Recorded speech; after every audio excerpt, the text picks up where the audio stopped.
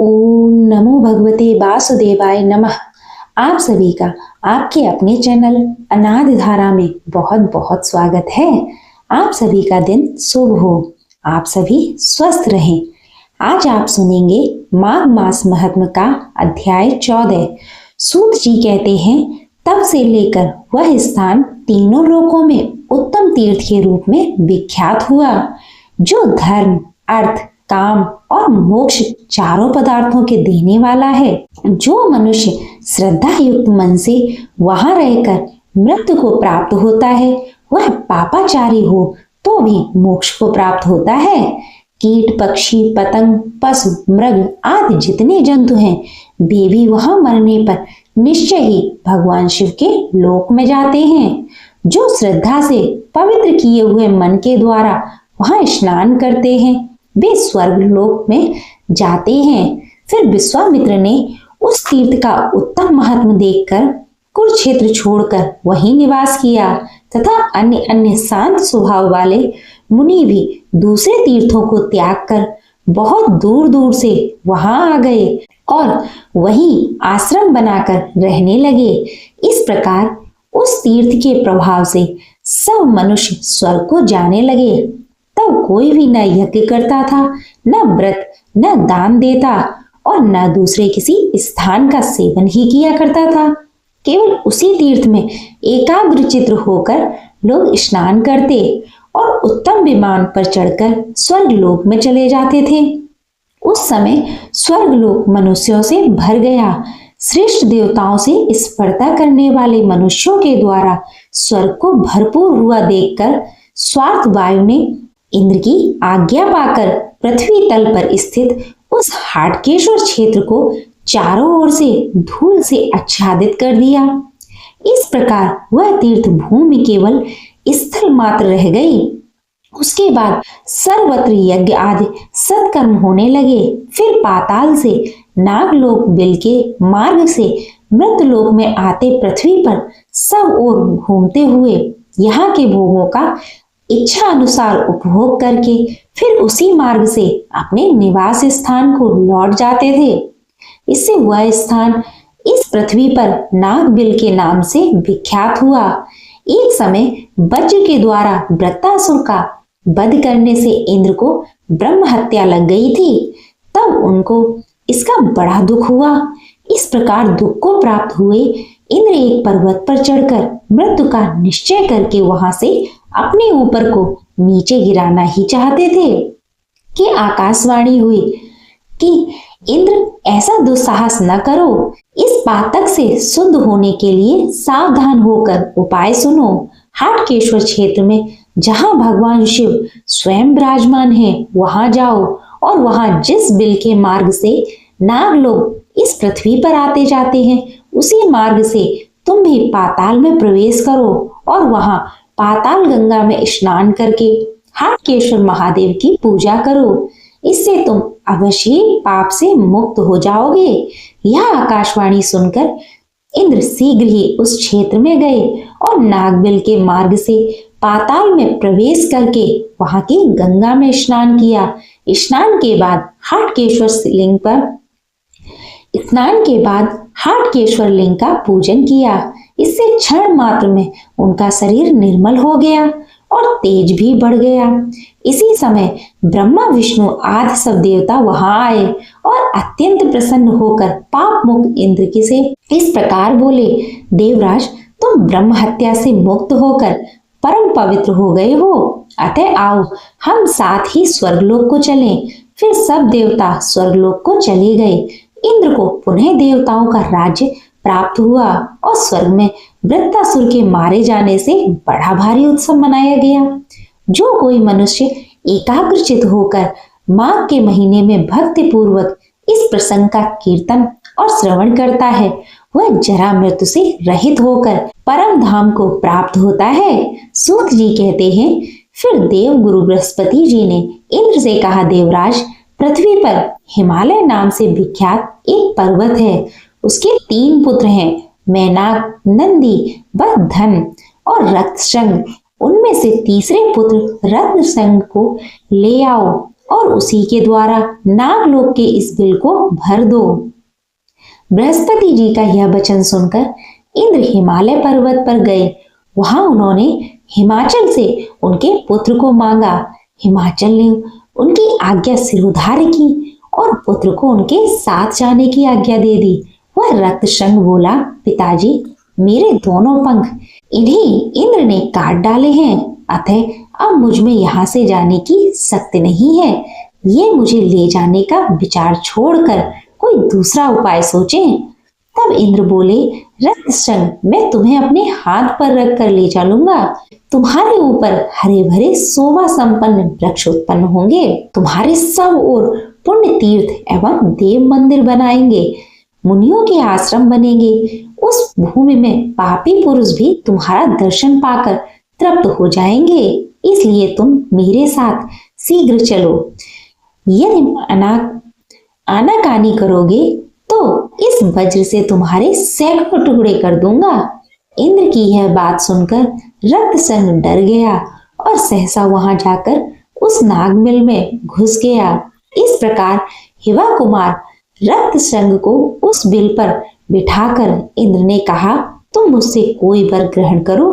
पर्वत बोला, देवेश, मेरे लिए यही वरदान है कि मुझ पर आप संतुष्ट हो। मैं अब आपके प्रसाद से सुखी हूँ। इंद्र बोले, स्वप्न अवस्था में भी मेरा दर्शन व्यर्थ नहीं जाता, फिर साक्षात दर्शन होने पर कैसे निरर्थक होगा। रक्तशृंग ने कहा, देवराज, यदि आप मुझे वर देना चाहते हैं तो यही वर दे दीजिए कि मेरा संपूर्ण ऐश्वर्य सदा ब्राह्मणों के ही काम आए। इंद्र बोले, चमत्कार नाम से विख्यात एक राजा होंगे जो तुम्हारे शिखर पर ब्राह्मणों के रहने के लिए एक नगर स्थापित करेंगे। उस नगर में वेद वेदांग के पारंगत ब्राह्मण प्रसन्नता पूर्वक रहकर तुम्हारे संपूर्ण ऐश्वर्य को उपभोग करेंगे तथा चैत्र कृष्ण चतुर्दशी को मैं स्वयं तुम्हारे शिखर पर आकर हाटकेश्वर नाम से प्रसिद्ध भगवान शिव की पूजा करूंगा। इससे त्रिलोक में तुम्हारे प्रभाव का विस्तार होगा। अच्छा, अब मैं स्वर्ग को चल दूंगा, तुम्हारा कल्याण हो। ऐसा कहकर देवराज इंद्र स्वर्ग में चले गए तथा रक्तशृंग उस नागबिल को ढककर स्थित हुआ। इसके शिखर पर मुख्य तीर्थ और मंदिर स्थापित हो गए और मुनियों के भी बहुत से आश्रम बन गए। इसी समय अनर्थ देश के राजा चमत्कार वहां वन में दुष्ट मृगों का शिकार खेलने के लिए आए। उन्होंने देखा कुछ दूर पर एक वृक्ष के नीचे एक हिरनी स्थित होकर खड़ी है और निर्भय होकर अपने बच्चे को दूध पिला रही है। उसे देखकर राजा कान तक धनुष को खींचा और उसके मर्म स्थान पर बाण का प्रहार किया। उस बाण से घायल होकर वह हिरनी व्यथा से पीड़ित होकर चारों ओर देखने लगी। इतने में ही थोड़ी दूर पर धनुष बाण किए राजा को देखकर उसने कहा, राजन, यह तुमने बड़ा अनुचित कार्य किया है। जो छोटे बच्चे की माता मुझ दीन हिरनी का वध किया, मैं अपनी मृत्यु के लिए उतना शोक नहीं करती जैसा कि इस दूध पीते दीन मृग बच्चे के लिए मुझे दुख हो रहा है। तुमने बड़ा निर्दयी कर्म किया है, इसलिए तुम इसी समय कोढ़ी हो जाओ। राजा बोला, शिकार खेलना तो राजाओं का धर्म है, अतः अपने धर्म में तत्पर हुए मुझ निर्दोष को तुम्हें श्राप नहीं देना चाहिए। हिरनी बोली, हे राजन, तुम्हारा कहना ठीक है, परंतु शिकार में भी क्षत्रियों के लिए यह विधान है कि जो सोया हुआ हो, मैथुन में आसक्त हो, बच्चे को दूध पिला रहा हो या स्वयं जल पीता हो, ऐसे हिंसक पशु का वध न करें। उसका वध करने पर मनुष्य पाप से लिप्त होता है, इसलिए मैंने तुम्हें श्राप दिया है। ऐसा कहकर व्यथा से पीड़ित हुई हिरनी ने अपने प्राणों को त्याग दिया और राजा चमत्कार भी कोढ़ी हो गए। अपने शरीर को कोढ़ युक्त देखकर दुखी हुए राजा ने सेवकों को बुलाकर कहा, अब मैं तब तक तपस्या और भगवान शिव की पूजा करूंगा जब तक कि मेरे इस कुष्ठ रोग का सर्वथा नाश न हो जाए। ऐसा कहकर उन्होंने अपने सभी सेवकों को विदा कर दिया। सूत जी कहते हैं, फिर राजा चमत्कार तपस्या में तत्पर होकर भिक्षा का नियमित आहार करते हुए प्रभास आदि संपूर्ण क्षेत्रों में भ्रमण करने लगा, परंतु उन्हें कहीं कोई ऐसा मंत्र, औषधि या तीर्थ नहीं प्राप्त हुआ जिससे उनके रोग का भली भांति निवारण हो जाए। इससे राजा के मन में बड़ा वैराग्य हुआ और वे अपने मन और बुद्धि को वश में करके उस पुण्य क्षेत्र में अकेले रहने लगे। वे अपने आप गिरे हुए सूखे पत्ते चबाते और रात में भूमि पर सोते थे। मद और अहंकार तो उन्हें छू भी नहीं गए थे।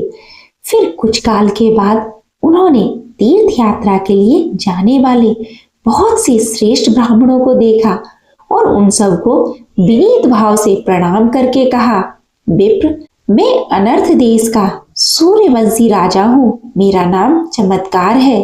इस समय मेरे सारे शरीर में कोढ़ फैल गया है। क्या यहाँ कोई ऐसा दैव या मानवीय उपाय है जिससे मेरा कुष्ठ रोग शांत हो जाए? यदि है तो आप लोग मुझ पर कृपा करके बताइए। तब उन दयालु ब्राह्मणों ने कहा, नृपशेष, यहाँ से थोड़ी ही दूर पर प्रसिद्ध तीर्थ है जो सब रोगों का नाश करने वाला है।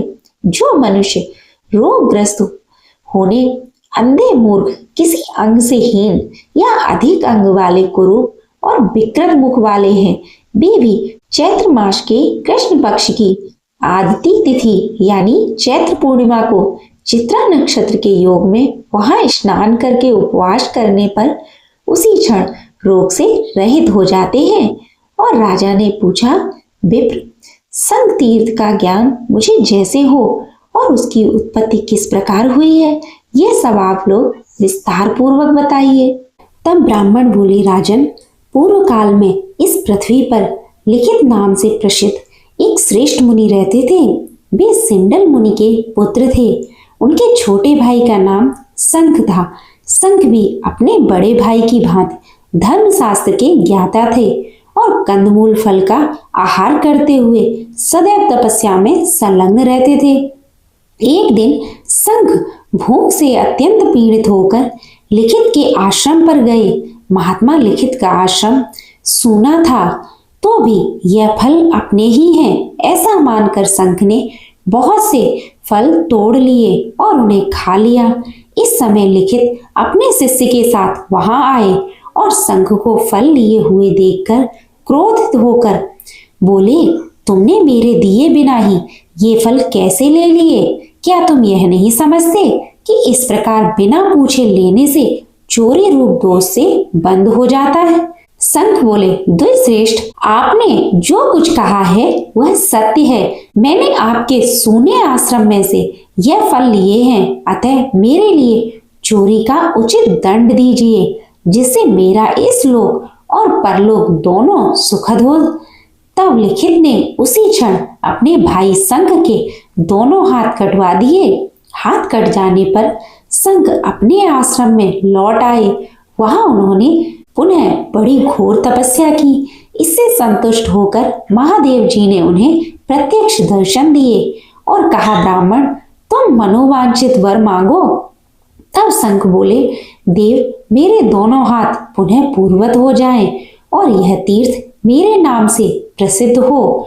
जो कोई अंगहीन, अधिक अथवा रोगग्रस्त यहाँ स्नान करे वह शीघ्र ही फिर से नवीन हो जाए, नूतन निर्दोष शरीर प्राप्त कर ले।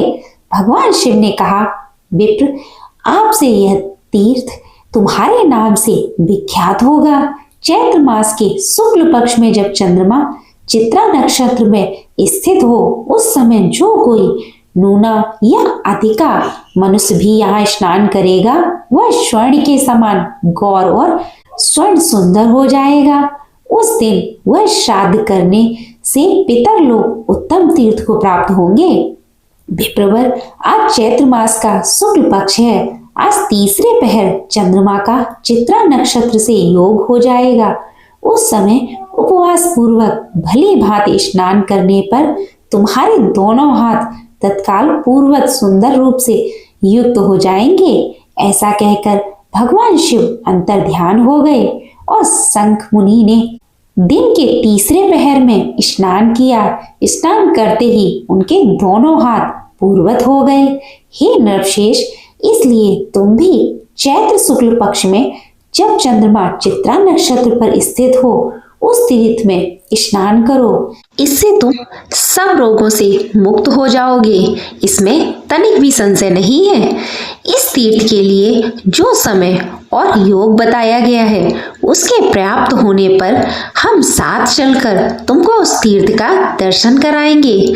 सूत जी कहते हैं कि कुछ दिनों के बाद चैत्र शुक्ल पक्ष आया और चित्रा नक्षत्र में चंद्रमा के योग से युक्त चतुर्दशी तिथि प्राप्त हुई। तब वे राजा के तैसी ब्राह्मण उन्हें साथ लेकर उसी समय शक तीर्थ में गए। वहां राजा ने अपने मन में कुष्ठ रोग के नाश का संकल्प लेकर बड़ी श्रद्धा भक्ति से विधि पूर्वक स्नान किया। स्नान करते ही वे कुष्ठ रोग से मुक्त एवं तेजस्वी हो गए और बड़े हर्ष के साथ तीर्थ के जल से बाहर निकले। फिर उन ब्राह्मणों को प्रणाम करके राजा ने हाथ जोड़कर कहा, विप्र, आप लोगों के प्रसाद से ही मैं इस कुष्ठ रोग से मुक्त हुआ हूँ। अब मैं राज नहीं करूँगा, इसी तीर्थ में रहकर सदा उत्तम तप करूँगा। वह राज्य, देश, हाथी, घोड़ा और जो भी कुछ वैभव मेरे अधीन है वह सब मुझ पर अनुग्रह करने के लिए ही कृपा पूर्वक आप लोग ग्रहण करें। ब्राह्मण बोले, ऋषश्रेष्ठ, हम लोग राजा की रक्षा करने में असमर्थ हैं, फिर उसे लेने से क्या लाभ हुआ, जिससे राज्य में बड़ा भारी विलंब मच जाए। पूर्व काल में जमदग्नि नंदन परशुराम ने 21 बार पृथ्वी को क्षत्रियों से हीन करके हम ब्राह्मणों को सौंप दिया था, परंतु बलवान क्षत्रियों ने फिर समस्त ब्राह्मणों का तिरस्कार करके अनायास ही बार इसे झेल लिया था। तब राजा ने कहा, विप्र, मैं तपस्या में स्थित होकर भी आप लोगों की रक्षा करता रहूंगा, अतः इस कार्य में आप लोगों को किसी प्रकार का भय नहीं मानना चाहिए। ब्राह्मण बोले, यदि आपके मन में हमें कुछ देने की दृढ़ श्रद्धा है तो इस महापुण्य क्षेत्र में एक श्रेष्ठ नगर का निर्माण करा दें। वह श्रेष्ठ नगर 4 दीवारी और खाई से घिरा हुआ हो, जिससे हम वहां सुखपूर्वक रहें और तीर्थ स्थान किया करें। हम सब लोग सदा वेदों के स्वाध्याय में तत्पर और गृहस्थ धर्म का पालन करने वाले हैं, अतः हमें गृह की आवश्यकता है। यह सुनकर राजा ने बहुत अच्छा कहकर उनकी आज्ञा स्वीकार की और उस स्थान पर एक बहुत बड़े नगर का निर्माण कराया। नगर के चारों ओर ऊंची ऊंची दीवारें और गहरी खाई तैयार कराई गई। उस मनोहर नगर की लंबाई और चौड़ाई 1 कोस की थी। इस प्रकार उत्तम नगर का निर्माण हो जाने पर उन राजा ने ब्राह्मणों के पैर धोए और जो जैसी जैसी योग्यता वाले थे उन्हें वैसे वैसे ही गृह शास्त्रोक्त विधि से दान किया। आज का अध्याय बस यहीं तक। इसके आगे का वृतांत आप अगले अध्याय में सुनेंगे। अब आप सुनिए भगवत गीता का यह अध्याय।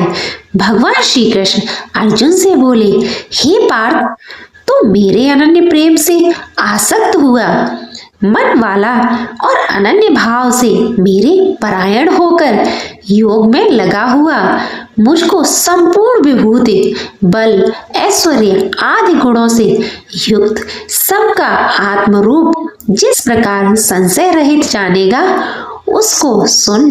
मैं तेरे लिए इस रहस्य सहित तत्व ज्ञान को संपूर्णता से कहूंगा कि जिसको जानकर संसार में फिर और कुछ भी जानने योग्य शेष नहीं रहता है। हजारों मनुष्यों में कोई ही मनुष्य मेरी प्राप्ति के लिए यत्न करता है और उन यत्न करने वाले योगियों में भी कुछ ही पुरुष मेरे परायण हुआ मेरे को तत्व से जानता है, अर्थात यथार्थ मर्म से जानता है। हे अर्जुन, पृथ्वी, जल, अग्नि, वायु और आकाश तथा मन, बुद्धि और अहंकार भी ऐसे यह 8 प्रकार से विभक्त हुए मेरी प्रकृति है। यह 8 प्रकार के भेदों वाली तो अपरा है, अर्थात मेरी जड़ प्रकृति है। और हे महाबाहो, इसमें दूसरे को मेरी जीव रूपा परा अर्थात चेतना प्रकृति जान कि जिससे यह संपूर्ण जगत धारण किया जाता है। हे अर्जुन, तू ऐसा समझ कि संपूर्ण भूत इन दोनों प्रकृतियों से ही उत्पन्न होने वाले हैं और मैं संपूर्ण जगत का उत्पत्ति तथा प्रलय रूप हूँ, अर्थात संपूर्ण जगत का मूल कारण हूँ। इसलिए हे धनंजय, किंचन मात्र भी दूसरी वस्तु नहीं है। यह संपूर्ण जगत सूत्र में सूत्र के मणियों के सदृश मेरे में गुथा हुआ है। हे अर्जुन, जल में रस हूँ तथा चंद्रमा और सूर्य में प्रकाश हूँ और संपूर्ण वेदों में ओमकार हूँ तथा आकाश में शब्द और पुरुषों में पुरुषोत्तम हूँ। पृथ्वी में पवित्र गंध और अग्नि में तेज हूँ और पूर्ण भूतों में उनका जीवन हूँ, अर्थात जिससे वे जीते हैं वह मैं ही हूँ और तपस्वी में तप हूँ। हे अर्जुन, तू संपूर्ण भूतों का सनातन कारण मेरे को ही जान। मैं बुद्धिमानों की बुद्धि और तेजस्वियों का तेज हूँ। हे भरत श्रेष्ठ, मैं बलवान का आसक्ति और कामनाओं से रहित बल अर्थात सामर्थ्य हूँ और सब भूतों में धर्म के अनुकूल अर्थात शास्त्र के अनुकूल काम हूँ और भी जो सत्वगुण से उत्पन्न होने वाले भाव हैं और जो रजोगुण से तथा तमोगुण से होने वाले भाव हैं उन सबको तू मेरे से ही होने वाला जान।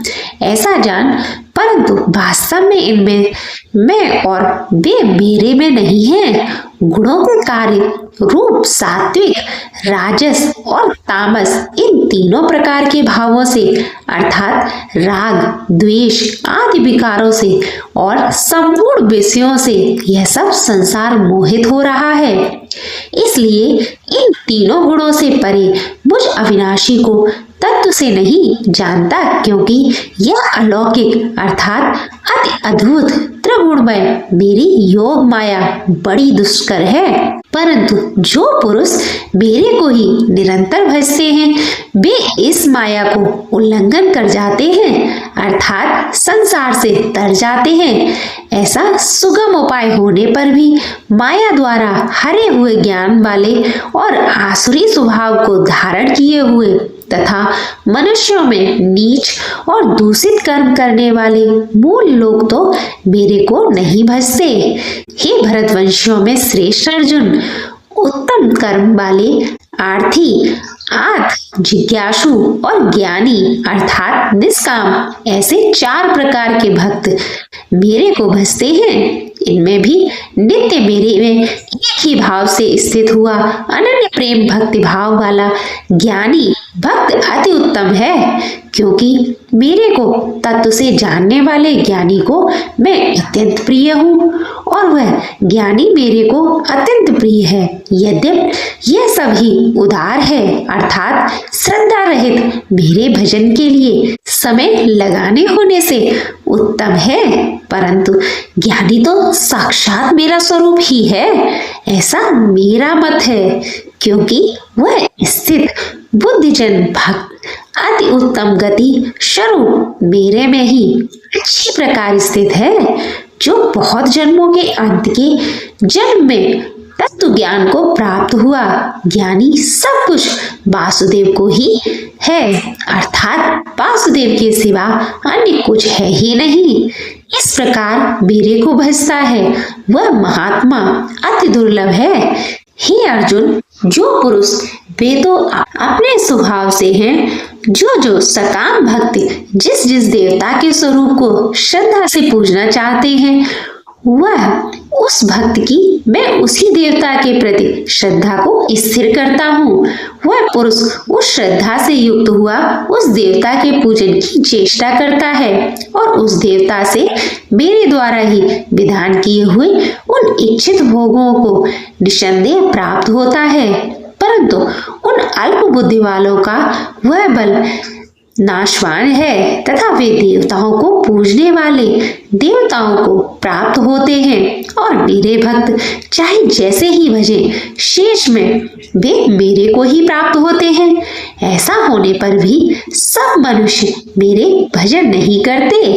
इसका कारण यह है कि बुद्धिहीन पुरुष मेरे अनुत्तम अर्थात जिससे उत्तम और कुछ भी नहीं ऐसे अविनाशी परम भाव को अर्थात अजन्मा अविनाशी हुआ भी अपनी माया से प्रकट होता हूँ। ऐसे प्रभाव को तत्व से न जानते हुए मन इंद्रियों से परे मुझ सच्चिदानंद घन परमात्मा को मनुष्य की भांति जन्म व्यक्ति भाव को प्राप्त हुआ मानते हैं। इसलिए योग माया से छिपा हुआ मैं सबके प्रति नहीं होता हूँ। इसलिए यह अज्ञानी मनुष्य मुझ जन्म रहित अविनाशी परमात्मा को तत्व से नहीं जानता है अर्थात मेरे को जन्मने मरने वाला समझता है। हे अर्जुन, पूर्व में व्यतीत हुआ और वर्तमान में इससे तथा आगे होने वाले सब भूतों को मैं जानता हूँ, परंतु मेरे को कोई भी श्रद्धा भक्ति रहित पुरुष नहीं जान सकता। क्योंकि हे भरतवंशी अर्जुन, संसार में इच्छा और द्वेष से उत्पन्न हुए सुख दुख आदि द्वंद्व रूप मोह से संपूर्ण प्राणी अति अज्ञानता को प्राप्त हो रहे हैं, परंतु निष्काम भाव से श्रेष्ठ कर्मों का आचरण करने वाले जिन पुरुषों का पाप नष्ट हो गया है वे राग द्वेष आदि द्वंद्व रूप मोह से मुक्त हुए और दृढ़ निश्चय वाले पुरुष मेरे को सब प्रकार से भजते हैं। जो मेरी शरण होकर जरा और मरण से छूटने के लिए यत्न करते हैं वे पुरुष उस ब्रह्मा को तथा संपूर्ण अध्यात्म को संपूर्ण कर्म को जानते हैं। जो पुरुष आदिभार देव के सहित तथा आदि यज्ञ के सहित सबका आत्मरूप मेरे को जानते हैं अर्थात जैसे भाप बादल धूम पानी और बर्फ यह सभी जल स्वरूप हैं, वैसे ही अद्भुत आदि देव और आदि यज्ञ सब कुछ वासुदेव स्वरूप हैं। ऐसे जो जानते हैं वे युक्त चित्त वाले पुरुष अंत काल में भी मुझको ही जानते हैं अर्थात प्राप्त होते हैं। अब आप सुनिए श्री कृष्ण चालीसा पाठ। बंसी सोवित कर मधुर नील जलद तन श्याम अरुण अधर जन बिंब फल नयन कमल अविराम पूर्ण इंद्र अरविंद मुख पीतांबर शुभ साज जय मन मोहन मदन छवि कृष्ण चंद्र महाराज जय यदुनंदन जय जगवंदन जय वसुदेव देवकी नंदन जय यशोदा सुत नंद दुलारे जय प्रभु भक्तन के द्रग तारे जय नट नागर नाग नथैया कृष्ण कन्हैया धीनु चरैया पुनि नख पर प्रभु गिरिवर धारो आओ दीनन कष्ट निवारो बंसी मधुर अधर धर तेरी होवे पूर्ण मनोरथ मेरो आओ हरि पुनि माखन चाखो लाज आज भारत की राखो बोल कपोल चंबक अरुणारे मृदु मुस्कान मोहनी डारे रंजित राजीव नयन विशाला मोर मुकुट बैजंती माला कुंडल श्रवण पीत पट आछे कटकी कड़ी काछन काछे नील जलज सुंदर तन सोहे छवि लखे सुर नर मुनि मन मोहे मस्तक तिलक अलक घुंघराले आओ कृष्ण बांसुरी बाले करे पय पान पूत नहीं तारे अका बका कागा सुर मार्यो मधुबन जलत अग्नि जब ज्वाला, भैसी तल लख तही नंद लाला। सुरपत जब ब्रज चढ़ो रिसाई, मूसर धार बारी बरसाई। लगत लगत ब्रज चहन बहायो, गोवर्धन नख धरी बचायो। लखी यशोदा मन ब्रह्म अधिकाई, मुख मही 14 भुवन दिखाई। दुष्ट कंस अति उदम मचायो, कोटि कमल जब फूल मंगायो। नाथ काल यही तब तुम लीने, चरण चिन्ह दे निर्भय कीने। कर गोपिन संग रास विलासा, सबकी पूर्ण करी अभिलाषा। केतिक महा असुर संहार्यो, कंस ही केस पकड़ दे मार्यो। मात पिता की बंदी छुड़ाई, उग्रसेन कह राज दिलाई। मही से मृतक छाओ सुत लायो, मातु देव की शोक मिटायो। भौमासुर मुर दैत्य संहारी, लाए सृष्ट 10 सहस कुमारी। धैर्यणी तृण चीर सहारा, जरा सिंधु राक्षस कहाँ मारा। असुर बकासुर आदिक मार्यो, भक्तन के तब कष्ट निवार्यो। दीन सुदामा के दुख टार्यो, तंदुल 3 मूठ मुख डार्यो। प्रेम की साग विदुर घर मांगे, दुर्योधन की मेवा त्यागे। लखी प्रेम की महिमा भारी, ऐसे श्याम दीन हितकारी। भारत के पारथ रथ हाके, लिए चक्र कर नहीं बल ताके। निज गीता के ज्ञान सुनाए, भक्तन हृदय सुधा बरसाए। मीरा थी ऐसी मत वाली, विष पी गई बजा कर ताली। राणा भेजा सांप पिटारी, सालिग्राम बने बनवारी। निज माया तुम विविध दिखायो, उड़ते संशय सकल मिटायो।